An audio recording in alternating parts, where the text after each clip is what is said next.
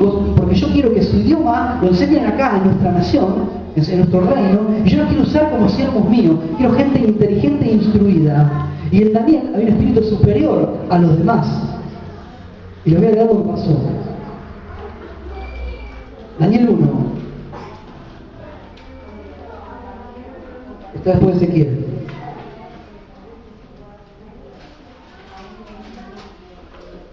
Presta atención. En el año tercero del reinado de Joacim, rey de Judá, vino Nabucodonosor, rey de Babilonia, a Jerusalén, y la sitió. Y el Señor entregó en sus manos a Joacim, rey de Judá, o sea que eran judíos, ¿no? Y parte de los utensilios de la casa de Dios, y los trajo a tierra de Sinar, a la casa de su Dios, y colocó los utensilios en la casa del tesoro de su Dios, en el templo. Los judíos pensaban que mientras el templo esté, y los utensilios y el arca del pacto estén ahí, nada iba a poder venir a tocarlos. Ningún pueblo se iba a poder llevar a esclavos ni matar, porque los utensilios eran santos. Ellos atribuían el poder de Dios a los utensilios, y no a Dios. Y vino Nabucodonosor, que Dios lo usó como una vara de castigo, porque Israel era muy rebelde, y se llevó utensilios, se llevó todo. Vació el templo. Y dijo el rey a Aspenas, jefe de sus eunucos, Nabucodonosor dijo a sus siervos, el jefe de los eunucos, que trajese de los hijos de Israel, del linaje real de los príncipes, muchachos en quien no hubiese tacha alguna, de buen parecer, enseñados en toda sabiduría, sabios en ciencia y de buen entendimiento, e idóneos para estar en el palacio del rey, y que les enseñase las letras y las lenguas de los caldeos. Me detengo. Los que alcanzan sabiduría de parte de Dios ocupan lugares de excelencia, lugares altos. Usted, si tiene sabiduría de Dios, no va a estar barriendo un piso toda la vida. Puede ser que Dios lo ponga como le puso a José, de esclavo, limpiar la casa de Potifar por un tiempo, para tratar con tu corazón. Pero si la sabiduría de Dios está en vos, si el Espíritu Santo, que Dios es santa sabiduría, no vas a estar en un estado de... No te van a ningunear, ni nadie te va a pisar la cabeza, porque Dios a todos sus hijos acá los puso en excelencia o tenían sabiduría de parte de Dios. Créelo. Dice, y les enseñó el rey, y les señaló, el rey. Usted imagínense, Daniel estaba en otro lugar donde se adoraban demonios y con un rey poderosísimo y muy tirano, y fue llevado de esclavo a ese lugar. Pero Daniel tenía un espíritu superior en él. Y le señaló el rey ración para cada día de la provisión de la comida del rey y del vino que él bebía, y que los criase 3 años para que al fin de ellos se presentasen delante del rey. El rey dijo, traedme a los chicos estos que son de buena familia, y yo les voy a dar el vino que tomo yo y la comida que yo como. O sea, los honró el rey, porque yo los quiero preparar por 3 años y después que se presenten delante mío, dijo el rey. Te cortaban la cabeza antes si te rebelabas. Y Daniel, dijo, fíjese, entre estos estaban Daniel, Ananías, Misael y Azarías de los hijos de Judá.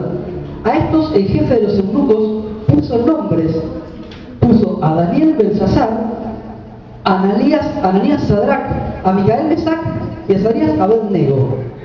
Hasta los nombres les cambiaron. Ellos eran de la élite en Israel, fueron llevados de esclavos, y los obligaban a comer la comida que ellos querían, que era buena, pero estaba consagrada a los demonios, y encima hasta el nombre les cambiaron. Entonces fíjese cómo los probó Dios. Y Daniel propuso en su corazón no contaminarse con la porción de la comida del rey, ni con el vino que él bebía. Pidió por tanto al jefe de los eunucos que no se le obligase a contaminarse. Y fíjese esto, y puso Dios a Daniel en gracia y en buena voluntad con el jefe de los eunucos. Dios lo acomodó a Daniel. Y dijo el jefe de los eunucos a Daniel, temo a mi señor el rey, que señaló vuestra comida y vuestra bebida, pues luego que él vea vuestros rostros más pálidos que los de los muchachos que son semejantes a vosotros, condenaréis para con el rey mi cabeza. Claro, el eunuco dijo, el rey me mandó que te dé esta comida y este vino, y si vos te enfermas, el rey me corta la cabeza. Eso dijo el eunuco, pero Daniel creía y confiaba en Dios y no quería comer esa comida endemoniada. ¿Amén? Dice, entonces dijo Daniel a Belsasar, que estaba puesto por el jefe de los eunucos sobre Daniel y los demás, te ruego que hagas la prueba con tus siervos por 10 días y nos den legumbres a comer y agua a beber. Compara luego nuestros rostros con los rostros de los muchachos que comen de la ración de la comida del rey, y haz después con tus siervos según veas. Consintió pues con ellos en esto y probó con ellos 10 días. Y al cabo de los 10 días pareció el rostro de ellos mejor y más robusto que el de los otros muchachos que comían de la porción de la comida del rey. Así pues, Melsar se llevaba la porción de la comida de ellos y el vino que habían de beber y les daba legumbres, lentejas les daba. Y fíjense, a estos 4 muchachos Dios les dio conocimiento e inteligencia en todas las letras y ciencias, y Daniel tuvo entendimiento en toda visión y sueños. Pasados pues los días al fin de los cuales habían dicho al rey que le trajeran el jefe de los eunucos, los trajo delante de Nabucodonosor. Y el rey habló con ellos, y no fueron hallados entre todos ellos, otros como Daniel, Ananías, Misael y Azarías. Así pues estuvieron delante del rey. No fueron hallados otros tan inteligentes, con tanta sabiduría, tan lúcidos. ¿Por qué? Porque en su obediencia y con el espíritu superior que Dios había puesto en ellos, eligieron no contaminarse con la comida sacrificada a los demonios que ese rey sacrificaba. Despreciaron los manjares, como usted mañana le van a decir, refregate lo del mundo que la presidenta Cristina Fernández de Kirchner te va a dar tal o cual privilegio. Y vos sabés que Cristina es una bruja de aquellas. Vos no vas a comer esa comida, ¿eh? O quizás sí. O Daniel salió victorioso y ocupó un lugar de excelencia. ¿Por qué? Porque el espíritu de sabiduría estaba en él. Y sigo leyendo. Yo sé que estoy hablando mucho. No se distraiga. Y fíjese, ahí termino. Dice, en todo asunto de sabiduría e inteligencia que el rey le consultó, los halló 10 veces mejores que todos los magos y astrólogos que había en todo su reino. Y continuó Daniel hasta el año primero del rey Ciro. Daniel se apoyó en la sabiduría de Dios. Terminó al lado del rey. De ser esclavo, terminó siendo al lado del rey. ¿Amén? Amén. Entonces, a veces la sabiduría de Dios, no sé si a usted le ha pasado, o usted tiene algo de parte de Dios, la gente se va a manifestar en contra suyo. ¿Amén? Usted se levanta a la mañana, se postra ahora, ayuna 3 veces por semana, lee la palabra de Dios todo el tiempo que puede, ora en el trabajo, ora cuando sale del trabajo, siente la presencia y camina en paz con Dios. Pero usted no entiende por qué se levantan en contra suyo acusándolo. ¿Amén? ¿Por qué quieren vituperarlo? ¿Por qué quieren echarlo? ¿Por qué le desean el mal si usted les paga con bien? ¿Les ha pasado alguna vez esa injusticia que decís, te sale la carne y decís, Señor, le quiero partir un palo en la cabeza? ¿Estoy errado? O a mí me da ganas de partir la cabeza de un palo a alguien a veces, por la injusticia, ¿ven? Pero es Satanás que los usa como títeres. Entonces, cuando usted está lleno de la presencia de Dios, como le pasó a Cristo, a usted también va a pasar que el mundo que no tiene ese espíritu se va a levantar en contra suyo. Y les voy a leer una palabra, Hechos 7. O sea que no tema, no calle su boca cuando usted sepa la verdad, díganlo, sin lastimar, sin ofender, como un hijo de Dios, en el amor, vea a los demás como si fueran sus hijos. Esa es la única manera de amarlos, y por medio del Espíritu Santo, ¿amén?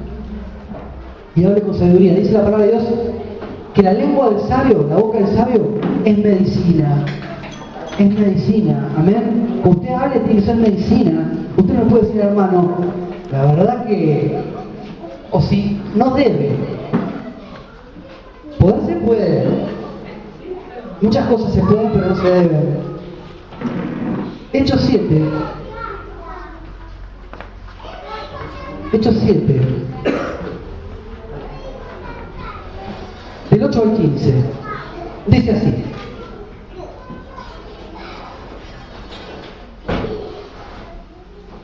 Dice así, yo no la encontré todavía.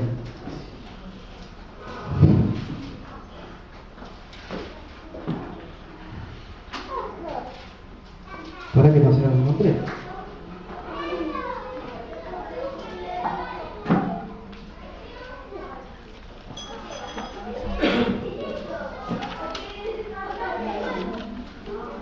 Ahora sí, disculpas.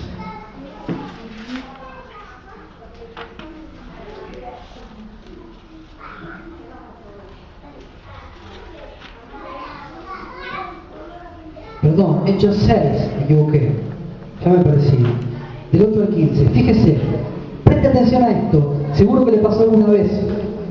Fíjese, y Esteban, lleno de gracia y de poder, hacía grandes prodigios y señales entre el pueblo. Entonces se levantaron unos de la sinagoga, llamada de los libertos, y de los de Cirene, de Alejandría y de Cilicia y de Asia, disputando con Esteban. Pero no podían resistir la sabiduría y el espíritu con que hablaba. No podían resistir. Entonces sobornaron a unos para que dijesen que le habían oído hablar palabras blasfemas contra Moisés y contra Dios. Y soliviantaron al pueblo, a los ancianos y a los escribas, y arremetieron y le arrebataron y le trajeron al concilio. Y pusieron testigos falsos que decían: este hombre no cesa de hablar palabras blasfemas contra este lugar santo y contra la ley. Pues le hemos oído decir que ese Jesús de Nazaret destruirá este lugar y cambiará la costumbre que nos dio Moisés. Entonces todos los que estaban sentados en el concilio, al fijar los ojos en él, vieron su rostro como el rostro de un ángel. Vuelvo a retroceder. Pero no podían resistir la sabiduría y el espíritu que hablaba en él. En la sinagoga, ¿quién se reunía?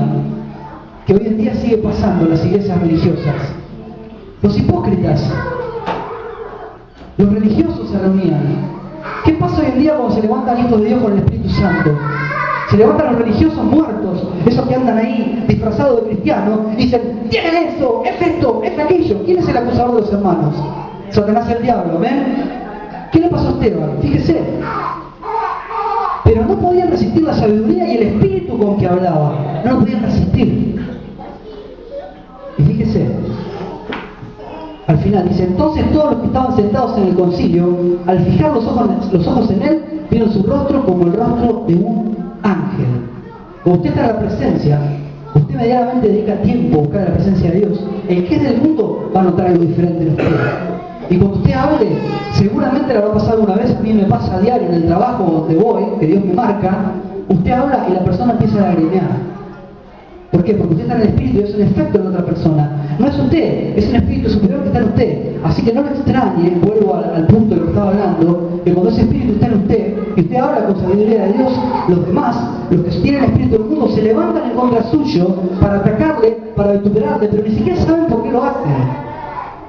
Están vacíos, no saben ni por qué lo van a atacar. Así que no se asombren, hermanos, porque Esteban, en ese momento, después fue llevado al lugar y fue apedreado hasta la muerte. Y antes de morir, miró al cielo, y los cielos se abrieron y vio a Jesucristo a la derecha del Padre. Amén. Dios le abrió el cielo y le dijo: morí tranquilo, Esteban. Minutos después de esto, lo apedrearon. Las piedras no eran así, eran así. Y Esteban tenía 16 años. Amén. Amén. Entonces, cuando usted tiene el espíritu, no se avergüence de hablar con palabras sabias. Tampoco se enaltezca, no se la crea. Amén. Porque cae en condenación del diablo. No se angustie. Yo esta semana tuve muchas pruebas.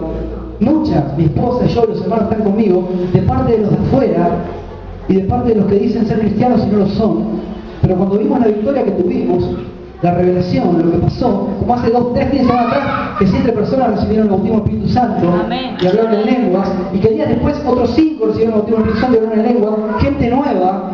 Y veo eso, y vale la pena, Señor, que se levante el diablo y nos recupere. Así que, hermano, no decaiga tu ánimo cuando hables por la boca de Dios y se levanten en contra tuyo. Amén. Eso también es parte del juego. Gloria a Dios. La sabiduría no se acumula con los años. Usted, porque sea viejo, no va a tener más sabiduría, va a tener experiencia. La sabiduría de Dios es otra cosa. Esteban tenía 16 años, eso es del espíritu. No confunda la experiencia que sirve con la sabiduría, que es un don de Dios. La sabiduría del mundo, supuesta sabiduría, destruye y te separa de Dios. ¿Por qué? El mundo te muestra algo y te dice: es así la cosa, y está bueno, y te vas a gozar, lo vas a disfrutar, te vas a deleitar, y todos van a decir: qué grande que es este porque hace tal o cual cosa. Eso te dice el espíritu del mundo. Y yo te voy a hacer la comparación ahora. Te voy a hacer dentro de un rato. Usted fíjese en Noé. Noé, por ejemplo, fue sabio. Años cortando madera estuvo Noé. Todos se le burlaban, no había mar en ese lugar. Pero él tenía un espíritu superior, como nosotros, y él le creía las promesas de Dios y escuchaba la voz de Dios. Algunos dicen, una hermana otra vez me preguntó: ¿pero cómo es eso que el Señor me dijo? ¿Y por qué es eso que el Señor me dijo? Yo le digo: cuando vos dediques tiempo a la oración, vas a sentir que verdaderamente Dios te habla. ¿Amén? Dios no le va a negar la palabra a nadie, ni la dirección, ni la unción, ni nada a nadie, porque no hace excepción de personas. Cristo murió por el peor y por el mejor. Depende de nosotros. Pasa que a veces la culpa a nosotros nos hace creer que no nos merecemos que Dios nos hable, o que Dios nos toque, o que Dios nos use. Y la culpa es una mentira del diablo. Arrepiéntase y Dios nunca lo va a echar fuera, porque dice que a mí viene, yo no lo echo fuera. Entonces, la sabiduría del mundo destruye y te separa de la presencia de Dios, te separa de la fe. Vos perdés el té a las 3 de la tarde. Por ejemplo, el canal History Channel, que yo lo miraba antes, todos los extraterrestres. El mar, los extraterrestres. Los animales, el extraterrestre. Todos los extraterrestres. ¿Qué quiere decir? Descalifican que Dios es el que hizo la creación. Amén. Dicen que el mono, que el hombre. Los monos siguen siendo monos hasta este día, ¿no? Amén. Noé, hombre sabio, hombre de fe, varón recto. Años cortando árboles y madera para hacer un arca con la medida exacta, la cubrió con brea por todos lados. Y por la fe de Noé, porque él tenía espíritu de sabiduría y creía, el mundo fue condenado. Porque como él creyó, y los demás se burlaron de Noé, Dios dijo, hay un hombre que cree, él y 7 más, su casa se van a salvar. Y nosotros tendríamos a venir acá de Noé. ¿Por qué? Porque cuando están todos en sus deleites, en sus maldades, en su egoísmo, en su vacío, socavando la vida de los demás, haciéndole daño al que tienen al lado, sin amor, nosotros estamos esperando una promesa. No importa si tenés un auto, si tenés 2, no importa si tenés casa, si no importa si por un plato de comida o como estrés, estamos esperando estar en santidad para que cuando Cristo venga no quedamos acá avergonzados. Amén. Las señales están todas, hermano. Hace menos de un mes la luna se puso en sangre. A fin de año viene de nuevo. Terremotos en todas partes. Yo miro el canal de noticias de Venezuela. Hay guerra y terremotos en todos lados. Usted mira el canal de Venezuela, el noticioso, y va a ver que las señales están todas cumplidas. Y los hijos de Dios estamos esperando eso. ¿Qué me importa lo demás? ¿Qué me importa el lujo? ¿Qué me importa el chiche? ¿Qué me importa la comodidad? Es una mentira del diablo que te roba el tiempo para que vos estés ocupado y distraído 5 horas en el Facebook y no ores. Ejemplo. Lot, por ejemplo, Lot. Sabiduría de Dios en la vida de Lot. Él vivía en Sodoma, creo. ¿Sodoma o en Sodoma? Lot, por ejemplo, Sodoma era un lugar que había mucha inmundicia sexual. ¿Quién no se sintió tentado por la sexualidad? Obviamente. En ese lugar se echaban con animales, se echaban varones con varones, mujeres con mujeres, Sodoma y Gomorra. Y Dios iba a destruir ese pueblo inmundo, pero vivía el justo Lot, que era familiar de Abraham, en ese lugar. Entonces Dios le mostró a Lot lo que iba a pasar. Y Dios había mandado ángeles para que se arrepintiese el pueblo de la inmundicia que estaban haciendo, y la gente del pueblo se quería acostar con los ángeles también. Amén. Entonces son espíritus inmundos. Entonces Lot tenía sabiduría de lo alto y creyó, y tomó sus hijas y su esposa y se fue de Sodoma. Y Dios le dijo, no vuelvas tu vista atrás, no mires atrás y no mires cuando este pueblo va a ser destruido. ¿Qué le quiso decir?